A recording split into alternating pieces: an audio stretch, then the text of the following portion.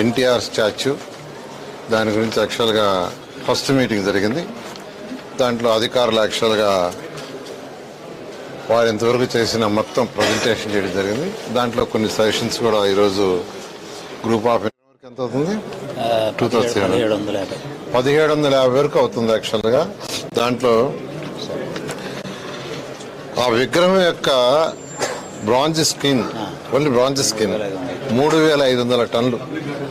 3500 ton. ఎందుకంటే టూరిజంకి వచ్చిన వాళ్ళు ఈ యొక్క తెలుగు వైభవం కానీ తెలుగు తేజం కానీ అక్కడ చూడొచ్చిన వాళ్ళు లిఫ్ట్లో పైకి పోవచ్చు. విగ్రహం పైకి ఏదైతే 182 మీటర్లు ఉందో దాదాపు 160 మీటర్ల వరకు పైకి పోవటం, అక్కడి నుంచి సిటీ మొత్తం చుట్టూ ఉంటుంది. అందువల్ల అది 3500 మెట్రిక్ టన్నులు యాక్చువల్గా ఆ యొక్క బ్రాంజ్ స్క్రీన్ అవుతుంది. విగ్రహం 65,000 టన్నులు. చెప్పండి. విగ్రహం మొత్తం వెయిట్ తీసుకుంటే అంటే దాంట్లో చేసే ఈ బ్రాంజ్ స్కిన్ ప్లస్ టోటల్ తీసుకుంటే 65,000 టన్నులు వెయిట్. ఓకే.